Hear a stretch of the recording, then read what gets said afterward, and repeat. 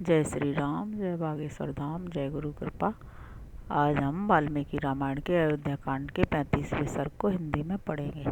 जय राम रमा रमनम समनम भव ताप भयाकुल पाहि जनम अब देश सुरेश रमेश विभो शरणागत मागत पाहि प्रभो। जय राम रमा रमनम समनम। जय श्री राम। 35वां सर्ग हिंदी में। तदंतर होश में आने पर सारथी सुमंत्र सहसा उठकर खड़े हो गए। उनके मन में बड़ा संताप हुआ जो अमंगलकारी था। वे क्रोध के मारे कांपने लगे। उनके शरीर और मुख की पहली स्वाभाविक कांति बदल गई। वे क्रोध से आंखें लाल करके दोनों हाथों से सिर पीटने लगे और बारंबार लंबी सांस खींचकर, हाथ से हाथ मलकर, दांत खटखटाकर राजा दशरथ के मन की वास्तविक अवस्था देखते हुए अपने वचन रूपी तीखे बाणों से कैकेयी के हृदय को कंपित सा करने लगे।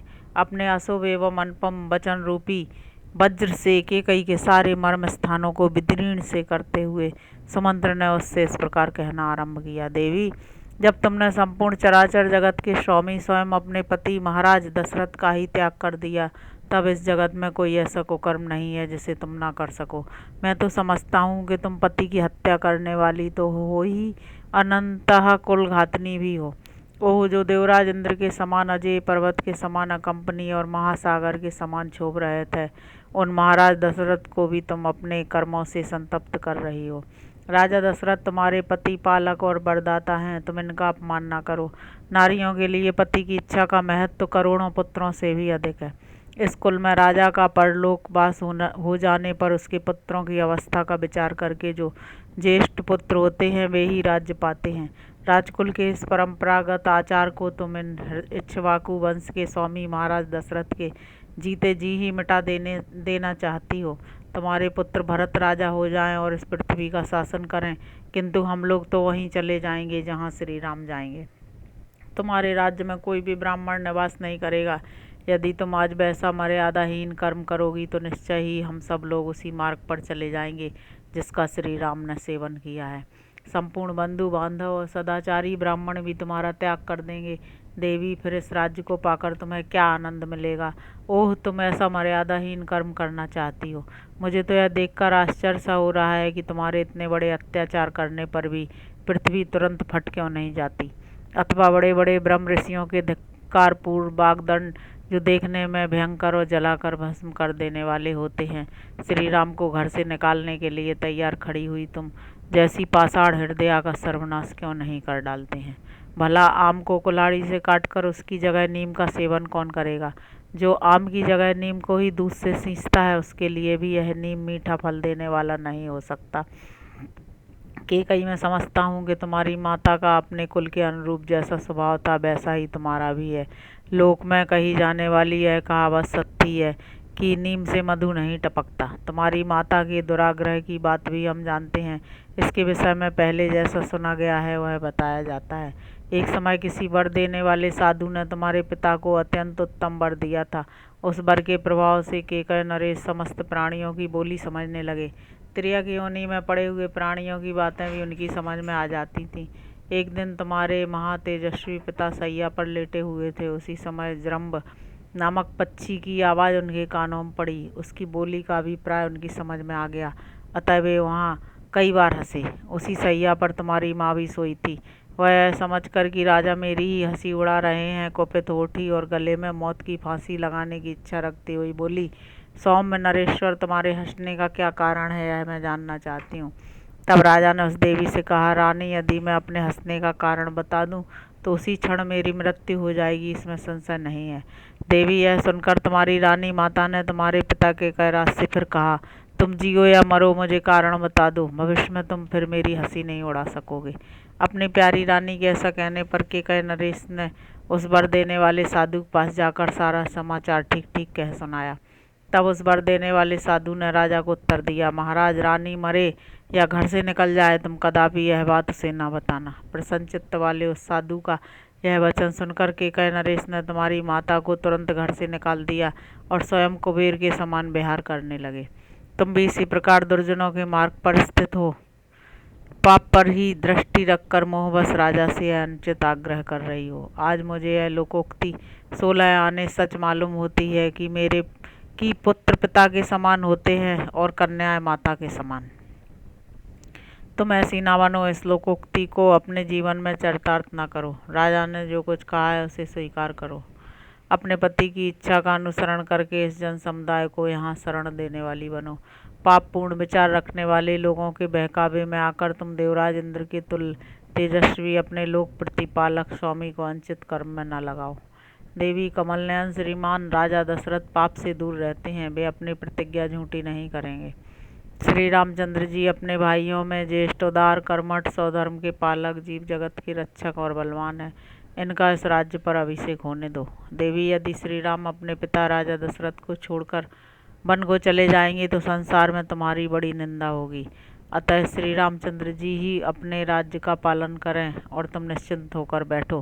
श्री राम के सिवा दूसरा कोई राजा इस श्रेष्ठ नगर में रहकर तुम्हारे अनुकूल आचरण नहीं कर सकता। श्री राम के युवराज पद पर प्रतिष्ठित हो जाने के बाद महाधनुर्धर राजा दशरथ पूर्वजों के वृतांत का स्मरण करके स्वयं वन में प्रवेश करेंगे। इस प्रकार सुमंत्र ने हाथ जोड़कर केकई को उस राजभवन में सांत्वनापूर्ण तथा तीखे वचनों से भी बारंबार विचलित करने की चेष्टा की, किंतु वह टस से मस नहीं हुई। देवी केकई के मन में ना तो क्षोभ हुआ और ना दुख ही। उस समय उसके चेहरे के रंग में भी कोई फर्क पड़ता नहीं दिखाई दिया। इस प्रकार श्री वाल्मीकि निर्मित आर्ष रामायण आदि काव्य के अयोध्या कांड में 35वां सर्ग पूरा हुआ।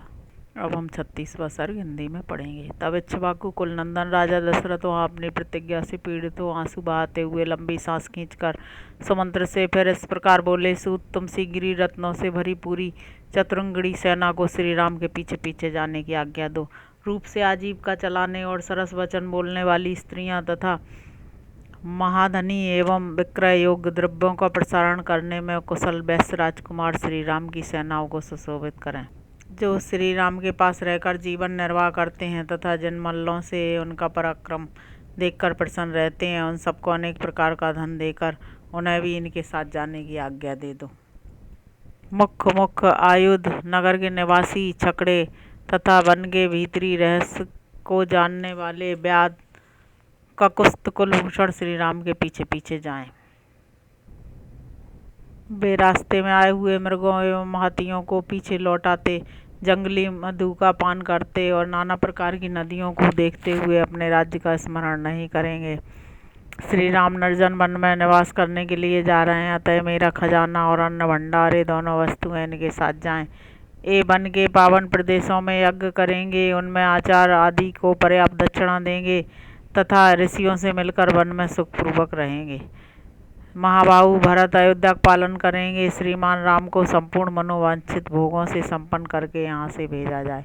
जब महाराज दशरथ ऐसी बातें कहने लगे तब केकई को बड़ा भय हुआ। उसका मुंह सूख गया और उसका स्वर भी रुंध गया। वह केकई राजकुमारी विषादग्रस्त एवं त्रस्त होकर सूखे मुंह से राजा की ओर ही मुंह करके बोली, श्रेष्ठ महाराज, जिसका सार भाग पहले से ही पी लिया गया हो, उस आस्वाद रहित सुरा को जैसे उसका सेवन करने वाले लोग नहीं ग्रहण करते, उसी प्रकार इस धनहीन और सूने राज्य को, जो कदापि सेवन करने योग्य नहीं रह जाएगा, भरत कदापि नहीं ग्रहण करेंगे। केकई लाज छोड़कर जब वह अत्यंत दारुण वचन बोलने लगी तब राजा दशरथ ने उस विशाल लोचना केकई से इस प्रकार कहा, अनार्य अहितकारिणी, तू राम को वनवास देने के दुर्वह भार में लगाकर जब मैं उस भार को ढूंढ रहा हूँ, उस अवस्था में क्यों अपने वचनों का चाबुक मारकर मुझे पीड़ा दे रही है। इस समय जो कार्य तूने आरंभ किया है, अर्थात श्री राम के साथ सेना और सामग्री भेजने में जो प्रतिबंध लगाया है, इसके लिए तूने पहले ही क्यों नहीं प्रार्थना की थी। राजा का यह क्रोध युक्त वचन सुनकर सुंदरी केकई उनकी अपेक्षा दूना क्रोध करके उनसे इस प्रकार बोली, महाराज, आपके ही वंश में पहले राजा सगर हो गए हैं, जिन्होंने अपने ज्येष्ठ पुत्र असमंजस को निकाल कर उसके लिए राज्य का दरवाज़ा सदा के लिए बंद कर दिया था। इसी तरह इनको भी यहाँ से निकल जाना चाहिए। उसके ऐसा कहने पर राजा दशरथ ने कहा, धिक्कार है। वहाँ जितने लोग बैठे थे सभी लाश से गड़ गए, किंतु केकई अपने कथन के अनुचित को अथवा राजा द्वारा दिए गए धिक्कार के औचित्य को नहीं समझ सके। उस समय वहाँ राजा के प्रधान और वयोवृद्ध मंत्री सिद्धार्थ बैठे थे। वे बड़े ही शुद्ध स्वभाव वाले और राजा के विशेष आदरणीय थे। उन्होंने केकई से इस प्रकार कहा, देवी, असमंज बड़ी दुष्ट बुद्धि का राजकुमार था। वह मार्ग पर खेलते हुए बालकों को पकड़कर सरयू के जल में फेंक देता था और ऐसे ही कार्यों से अपना मनोरंजन करता था। उसकी यह करतूत देखकर सभी नगरवासी कुपित हो राजा के पास जाकर बोले, राष्ट्र की वृद्धि करने वाले महाराज, या तो आप अकेले असमंज को लेकर रहिए या इन्हें निकाल कर हमें इस नगर में रहने दीजिए। तब राजा ने उनसे पूछा, तुम्हें असमंज से किस कारण भय हुआ है? राजा के पूछने पर उन प्रजाजनों ने यह बात कही, महाराज, यह हमारे खेलते हुए छोटे छोटे बच्चों को पकड़ लेते हैं और जब वे बहुत घबरा जाते हैं तब उन्हें सरयू में फेंक देते हैं। मूर्खता, बस ऐसा करके इन्हें अनुपम आनंद प्राप्त होता है। उन प्रजाजनों की यह बात सुनकर राजा सगर ने उनका प्रिय करने की इच्छा से अपने उस अहितकारक दुष्ट पुत्र को त्याग दिया। पिता ने अपने उस पुत्र को पत्नी और आवश्यक सामग्री सहित शीघ्र रथ पर बिठाकर अपने सेवकों को आज्ञा दी, इसे जीवन भर के लिए राज्य से बाहर निकाल दो। असमंज ने फाल और पिटारी लेकर पर्वतों की दुर्गम गुफाओं को ही अपने निवास के योग्य देखा और कंद आदि के लिए वह संपूर्ण दिशाओं में विचरने लगा।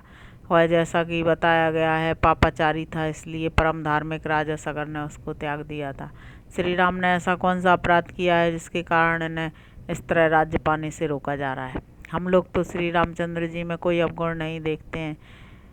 जैसे चंद्रमा में मलिनता का दर्शन दुर्लभ है, उसी प्रकार इनमें कोई पाप या अपराध ढूंढने से भी नहीं मिल सकता। अथवा देवी, यदि तुम्हें श्री रामचंद्र जी में कोई दोष दिखाई देता हो तो आज उसे ठीक ठीक बताओ। उस दशा में श्री राम को निकाल दिया जा सकता है जिसमें कोई दुष्टता नहीं, जो सदा सन्मार्ग में ही स्थित है। ऐसे पुरुष का त्याग धर्म से विरुद्ध माना जाता है। ऐसा धर्म विरोधी कर्म तो इंद्र को के भी तेज को दग्ध कर देगा। अतः देवी, श्री रामचंद्र जी के राज्याभिषेक में विघ्न डालने से तुम्हें कोई लाभ नहीं होगा।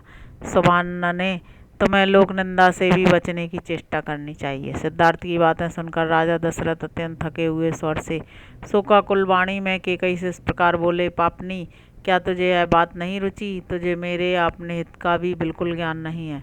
तू दुखद मार्ग का आश्रय लेकर ऐसी कुछ चेष्टा कर रही है। तेरी यह सारी चेष्टा साधु पुरुषों के मार्ग के विपरीत है। अब मैं भी यह राजधन और सुख छोड़कर श्री राम के पीछे चला जाऊंगा। ये सब लोग भी उन्हीं के साथ जाएंगे। तो अकेली राजा भरत के साथ चिरकाल तक सुखपूर्वक राज्य भोगती रहे। इस प्रकार श्री वाल्मीकि निर्मलतार्स रामायण आदि काव्य के अयोध्या कांड में 36वां सर्ग पूरा हुआ। जय श्री राम, जय बागेश्वर धाम, जय गुरु कृपा।